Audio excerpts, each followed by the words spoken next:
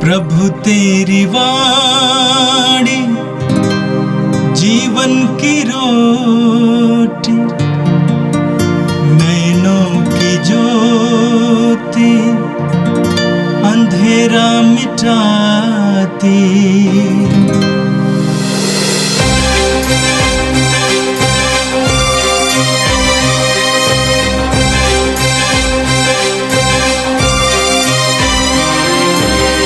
प्रभु तेरी वाणी जीवन की रोटी, नैनों की ज्योति अंधेरा मिटाती।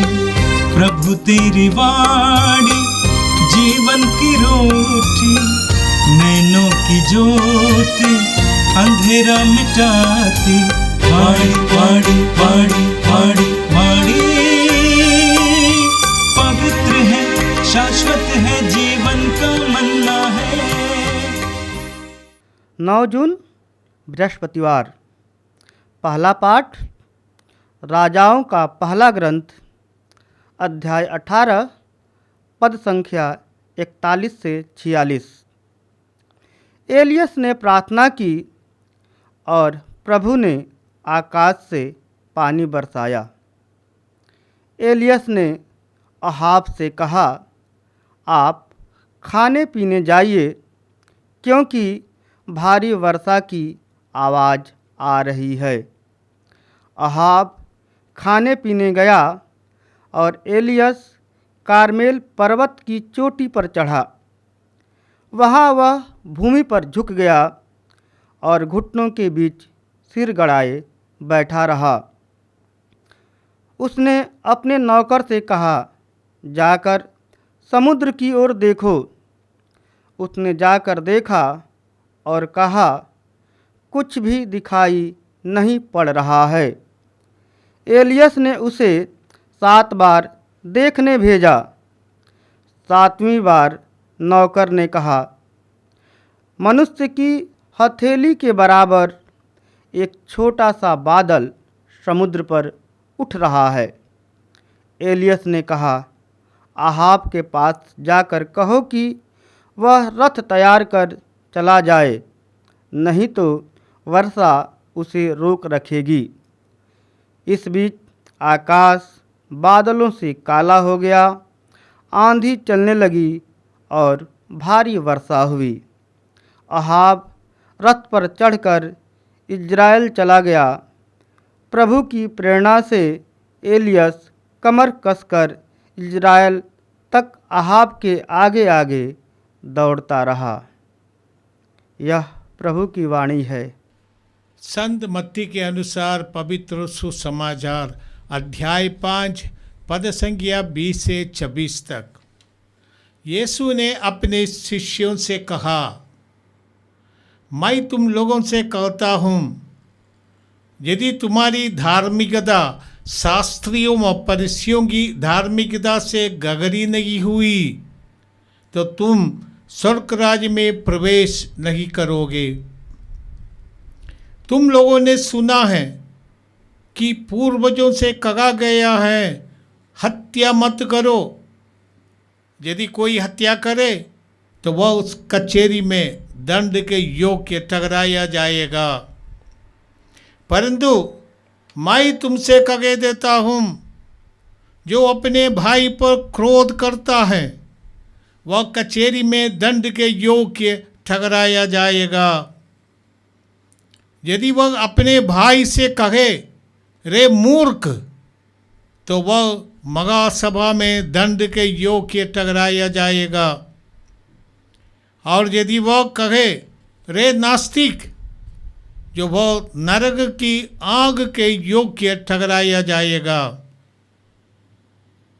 जब तुम वेदी पर अपने भेंट चढ़ा रहे हो और तुम्हें वहाँ याद आए कि मेरे भाई को मुझसे कोई शिकायत है, तो अपनी भेंट वही वेदी के सामने छोड़कर पहले अपने भाई से मेल करने जाओ और तब आकर अपनी भेंट चढ़ाओ। कचहरी जाते समय रास्ते में ही अपने मुद्दई से समझौता कर लो, कहीं ऐसा ना हो कि वो तुम्हें न्यायकर्ता के हवाले कर दे, न्यायकर्ता तुम्हें प्यादे के हवाले कर दे और प्यादा तुम्हें बंदी गृह में डाल दे।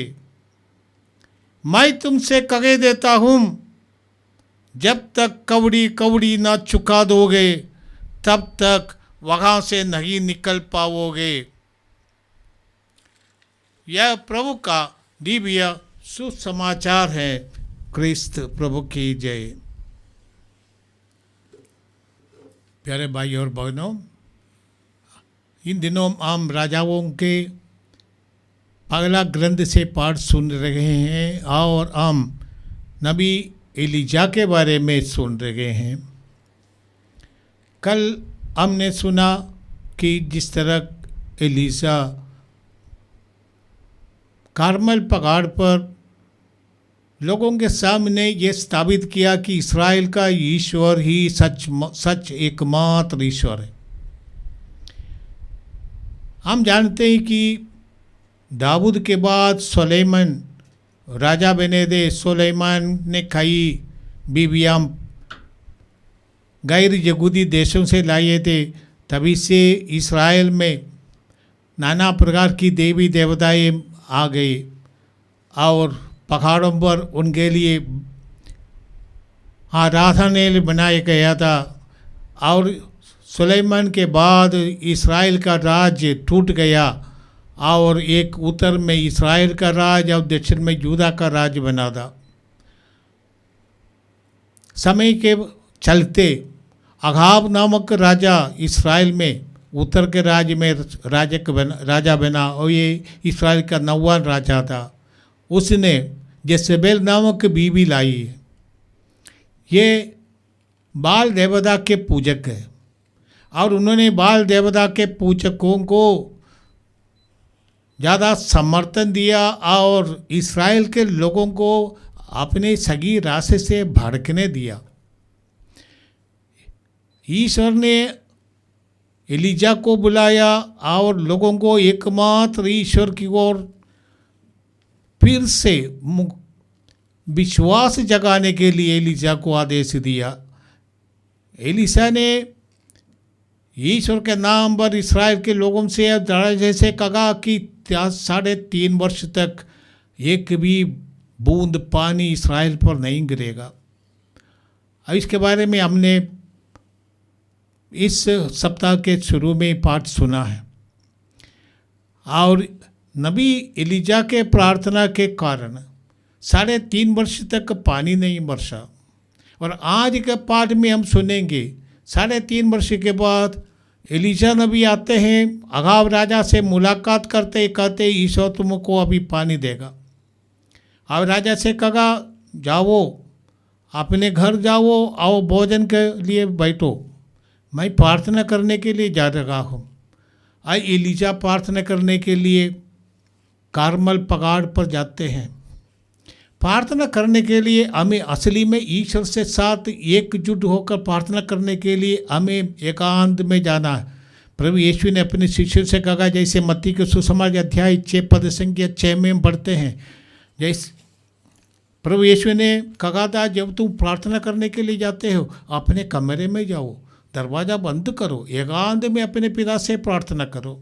ये दरवाज़ा बंद करने का अर्थ है कि हमारे इंद्रियों को बंद करो। हमारे इंद्रिय विशेषकर हमारा मन घूमता फिरता है, अनेक प्रकार का विचारधारा इसमें भगती रहती है और इसलिए हमें चाहिए एकांत में ईश्वर के साथ एकजुट होकर प्रार्थना करना। प्रार्थना करना कैसे ही आज एलिजा हमें सिखाते हैं। ये प्रार्थना करने के लिए गया, उनमें अटल विश्वास है कि जो प्रार्थना भी की जाएगी उसके प्रार्थना का ईश्वर जवाब देंगे। एलिजा पूर्ण रूप से विश्वास करता है कि ईश्वर उनको बारिश देंगे। ईश्वर ने ही एलिजा से पहले ही बोल दिया मैं बारिश देने वाला हूँ। अब एलिजा प्रार्थना करने के लिए जाते पहाड़ पर और अपने सेवक से कहा जाकर देखो समुद्र में कोई बादल उड़ रहा है। वो 6 बार गया तक भी एक बूंद बादल भी नहीं दिखाई दिया। 7वां बार जब वे गए थे तब उसने देखा बादल का एक छोटा सा टुकड़ा उड़ रहा है। और हम जानते हैं एलीशा की प्रार्थना के द्वारा इतने जोरदार बारिश हुआ इसराइल में। 3.5 वर्ष के बाद इसराइल में पानी बरसा और ईश्वर ने अपनी जनता पर दया की। हम जानते हैं कि प्रार्थना के बारे में हम बहुत कुछ जानते हैं। प्रार्थना सब लोगों को प्रार्थना करना चाहिए। प्रार्थना हम करते प्रभु से ये मांगने के लिए नहीं, हमको ये चाहिए वो चाहिए, ये प्रार्थना नहीं होता है। हम एक लिस्ट लेकर प्रभु से कहते तुम्हें ये करना चाहिए, ये करना चाहिए। प्रार्थना है प्रभु की इच्छा खोजना और कहना प्रभु तेरी महिमा प्रकट हो जाए। संत आइरेनियस कहते हैं कि man fully alive is the glory of God. हम पूर्ण रूप से प्रभु के लिए जिंदा रहना, यही है प्रार्थना का मतलब। ईश्वरीयता हमें प्रकट हो जाए ताकि ईश्वर की महिमा हमारे माध्यम से प्रकट हो जाए। ईश्वर की महिमा ही प्रार्थना का मतलब है। हमारे जीवन में जो कुछ होगा प्रभु तेरी इच्छा के अनुसार हो जाए। प्रभु यीशु ने यही हमें सिखाया। गेत्सेमनी में प्रभु यीशु जानते हैं कि उनको क्रूस पर मरना है और यीशु इस भयानक मृत्यु के बारे में सोचकर उनका खून पसीने के रूप में बह रहा था। प्रभु यीशु ने कहा पिता मेरी इच्छा नहीं तेरी इच्छा पूरी हो। प्रार्थना के एक ही मतलब होता है हम ईश्वर की इच्छा को खोजें। ये प्रभु इस संदर्भ में तेरी इच्छा मेरे लिए क्या है, ईश्वर की इच्छा मेरे जीवन में पूरी हो जाए। यही प्रार्थना का मतलब। हम अपनी इच्छा पूरी करने के लिए नहीं है, हम ईश्वर की इच्छा पूरी करने के लिए सृष्टि किए गए हैं और ईश्वर की महिमा हमारे जीवन के द्वारा प्रकट हो जाए। एलीजा हमें ये भी सिखाते, एलीजा अपने लिए प्रार्थना नहीं किया, इस्राएल की जनता के लिए प्रार्थना करते हैं। ये मध्यस्थ प्रार्थना, दूसरे के लिए प्रार्थना करना, ये मध्यस्थ प्रार्थना। हमें हमारे जिम्मेदारी में आती है हम अपने लोगों के लिए प्रार्थना करें जिनके साथ हम रहते हैं, अपने परिवार के लोगों के लिए प्रार्थना करें, अपने समाज के लोगों के लिए प्रार्थना करें, अपने देश के लिए प्रार्थना करें, अपने अधिकारियों के लिए प्रार्थना करें। ये सब हमारा ड्यूटी है। ये केवल अपने लिए प्रार्थना करना नहीं, परंतु हमें दूसरों के लिए भी प्रार्थना करना है। मध्यस्थ प्रार्थना में एक बात यही है कि हम जानते हैं जिसके लिए हम प्रार्थना करते हैं उनकी ज़रूरत, उनकी समस्या हम खूब जानते हैं और समस्या से हम इतना प्रभावित है, इसलिए हम प्रभु के सामने इनकी ज़रूरतों के लेकर जाते हैं। और ऐसे जाने में हमारी योग्यता यही है कि हम प्रभु से अच्छा रिश्ता रखते हैं।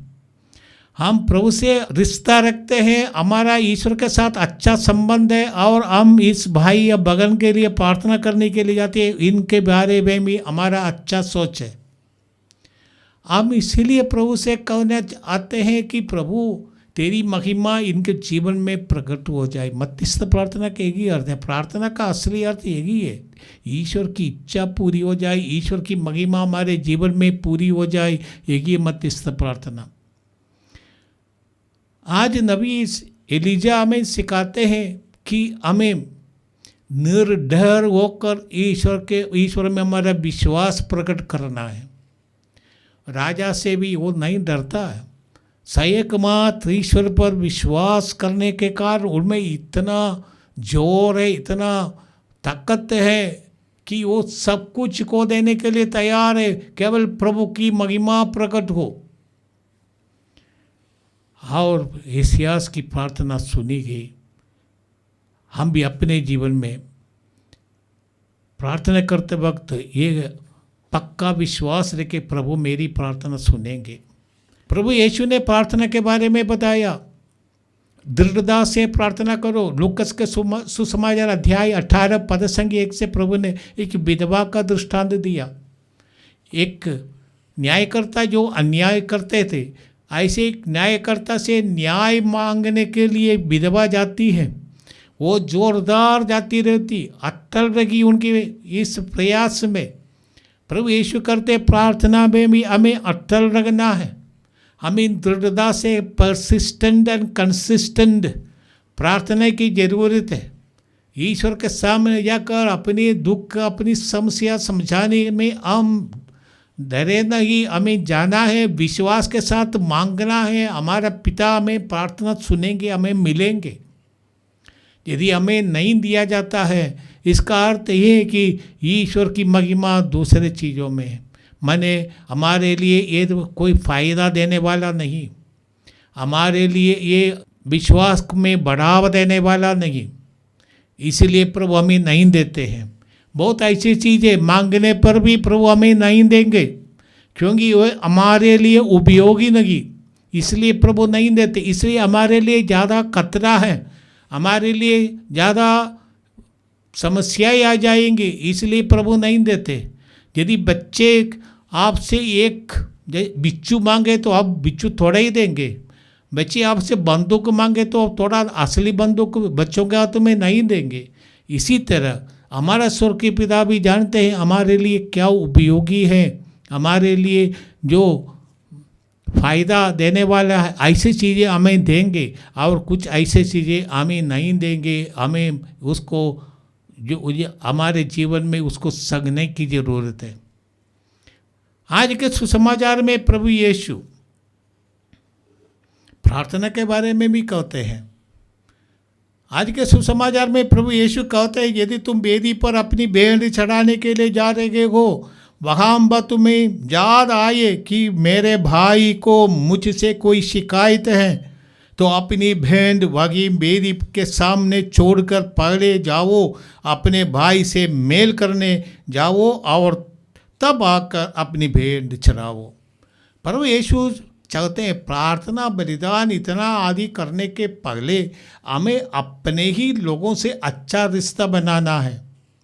कोई भी अपने लोगों से दुश्मनी करके, जैसे घर में पति और पत्नी आपस में झगड़ा करते हुए और प्रार्थना के लिए प्रभु के पास मिसा के लिए सवेरे जाइए, उसमें कोई फ़ायदा नहीं। तुम्हें चाहिए सबसे पहले तुम्हारे घर का रिश्ता, पति पत्नी, पिता माता बच्चे, हमारे रिश्ते अच्छे हो। घर में झगड़ा करने के बाद प्रभु के सानिध्य में जाने में कोई फ़ायदा नहीं है। प्रभु ऐसा बलिदान नहीं चाहते हैं। प्रभु को हमारी कोई बलिदान की ज़रूरत नहीं। हमारे संसार में आने के पहले ही प्रभु विद्यमान है, सृष्टिकर्ता, और सृष्टि के पहले ही संसार में विद्यमान है।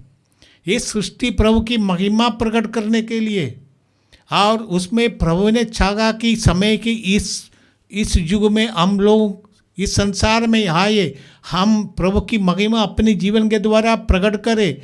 परंतु हमारी कोई भेंट, हमारी कोई चीज़ ईश्वर के लिए नहीं चाहिए। इसके बिना भी ईश्वर महिमान्वित है। परंतु हम प्रभु की सृष्टि होने के कारण अपने जीवन के द्वारा ईश्वर की महिमा प्रकट करें, ये हमारे लिए उपयोगी है। हम ईश्वर की महिमा का पात्र बन जाते हैं, भागीदार बनते हैं। इसलिए प्रभु कहते हैं कि आज प्रभु अपने शिष्यों से कहते हैं, तुम्हारी धार्मिकता शास्त्रियों फरीसियों की धार्मिकता से गहरी नहीं हुई तो तुम स्वर्ग राज में प्रवेश नहीं करोगे। शास्त्री और फरीसी यीशु के ज़माने में यहूदियों के सर्वश्रेष्ठ नेता लोग और धार्मिक लोग माने जाते थे। यदि हम कहते हैं कि तुम्हारे उत्तम से उत्तम पुरोहित या धर्मज्ञों से अधिक यदि तुम्हारी धार्मिकता नहीं होती तो ईश्वर के राज्य के योग्य नहीं है। हर एक विश्वासी से प्रभु यही कहते हैं कि हमारी धार्मिकता उन जाने माने धार्मिक व्यक्तियों से भी अधिक गहरा होनी चाहिए, तभी हम ईश्वर के राज्य के योग्य हो जाएगा। शास्त्री और फरीसी अपने को धार्मिक मानते थे, हर चीज़ के लिए दशमांश देते थे और छोटी छोटी चीज़ों का भी वो दशमांश देते थे। सोचा कि हम बड़ा धार्मिक व्यक्ति है, परंतु मन के अंदर शुद्धता नहीं। प्रभु कहते तुम वाइटेड सेपुल्कर जो पेंट लगाए हुए कब्र हम ऐसा ना बने। प्रभु कहते हैं कि तुमने सुना है मूसा के ग्रंथ में 10 आज्ञाओं में एक है, हत्या मत करो। प्रभु कहते हत्या मत करो, ये तो सही है, परंतु प्रभु कहते हैं परंतु मैं तुमसे कहता हूँ, जो अपने भाई पर क्रोध करता है वो कचहरी के दंड के योग्य ठहराया जाएगा। प्रभु कहते हत्या के समान है क्रोध। भाई से क्रोध करते हुए ये बहुत लोग बहुत जल्दी गुस्से में आ जाता है, परंतु बहुत जल्दी मैंने शांत होने वाले भी लोग भी है, परंतु बहुत कुछ ऐसे लोग हैं जो दिल की गहराई में क्रोध करते हैं और बदला लेने की भावना रखते हैं। जीवन भर जिंदगी भर ऐसी भावना रखने वाले लोग हैं, अवसर मिलने पर वो हत्या कर देंगे, ऐसे लोग हैं। प्रभु कहते हैं मैं तुमसे कहता हूँ क्रोध मत करो। एक प्रकार का क्रोध है हम अपने शब्दों के द्वारा, अपनी वाणी के द्वारा प्रकट करते हैं। मनसा वाचा कर्मणा, हम अपने मन में सोचते हैं दूसरों के खिलाफ, क्रोध के कारण दूसरों के भी कई प्रकार का बुरी बुरी बातें सोचते होंगे, बदला लेने की बातें में सोचते होंगे। ऐसा एक क्रोध हत्या के बराबर है। प्रभु कहते दूसरों को तुम गाली मत देना, हे मूर्ख। बहुत लोग बार बार ये स्टूपिड, ये इडियट, हम लोग बार बार इस्तेमाल भी करते हैं ऐसे शब्दों का। बेवकूफ़, प्रभु कहते हैं ये दंड का योग्य है। जो अपने भाई को बेवकूफ़ करता है वो जगूरी मगा सभा के सामने न्याय के लिए खड़े होना चाहिए। जैसे हमारे देश में हमारी भाषा में सुप्रीम कोर्ट के सामने उसको खड़ा करना पड़ेगा। प्रभु कहते ये अपराध है। प्रभु कहते और अपने भाई को हम ये नास्तिक करें, अर्थात हम उसका रेप्यूटेशन को डैमेज करना चाहते हैं, उनके व्यक्तिगत जो अच्छा नाम को हम धूमिल करना चाहते हैं, उसको हम सबों के नीचे दिखाना चाहते हैं। ऐसा पदों का प्रयोग करना प्रभु कहते हैं वो नरक के आग के लिए योग्य होगा। ऐसा व्यक्ति नरक में जाएगा। भाइयों बहनों, हम एक समाज में रहते हैं, हम परिवार में रहते हैं। बहुत लोग गुस्से के कारण पड़ोसियों से झगड़ा करने वाले बहुत लोग हैं। अच्छे रिश्ता नहीं रखते हैं, क्षमा करना नहीं सीखते हैं। संत पौलुस कहते हैं भाइयों आप लोग गुस्से करते तो ठीक है, परंतु शाम तक आपको क्षमा मांगना है, अपने पड़ोसियों से क्षमा मांगना पड़ेगा। ये नहीं कि हम क्रोध के आवेश में आकर पूरा दुनिया को गाली दे और ऐसा चले कि कुछ नहीं हो गया। क्षमा मांगना भी एक प्रकार की हिम्मत चाहिए, बिना उससे हम क्षमा नहीं मांग सकते। आइए हम प्रार्थना करें। ये प्रेमी पिता, प्रभु यीशु ने हमें सिखाया कैसे प्रार्थना करना है। ईश्वर की महिमा प्रकट हो, तेरी इच्छा पूरी हो। प्रभु हर बात हम तेरी इच्छा को खोजे। जैसे माँ मरी ने कहा तेरी इच्छा मुझे में पूरी हो। संत जॉन 23वां कहते हैं वोलुंदास तुआ पाक्स नोस्त्रा, तेरी इच्छा हमारे लिए शांति है। ये प्रभु हम प्रार्थना करने आते हैं, हम गिरजाघरों में आते हैं, परंतु हमारा दिल तुझसे बहुत दूर हो सकते हैं। हम मन में कई प्रकार के विचारधारा में भग जाते हैं। यदि भी वेदी के सामने है, परंतु हमारा मन वेदी में नहीं, तुझ पर नहीं है। हमारे मन समस्याओं पर घूम रहा है। ये प्रभु हम प्रार्थना करते हैं कि हमें प्रार्थना करना सीखा। ये प्रभु तेरी महिमा हमारे जीवन के द्वारा प्रकट हो जाए। हमारे परिवारों में ये प्रभु प्रेम का वातावरण बना दे, ताकि ये प्रार्थनामय अंतरिक्ष, ये वातावरण हमारे परिवार में हो। हर एक ईसाई, हर एक विश्वासी अपने जीवन के द्वारा तेरी महिमा प्रकट करे। ये प्रार्थना करते हैं हमारे प्रभु क्रिस्त के द्वारा, आमीन। प्रभु तेरी वाणी जीवन की रोटी, नैनों की ज्योति अंधेरा मिटाती, वाणी वाणी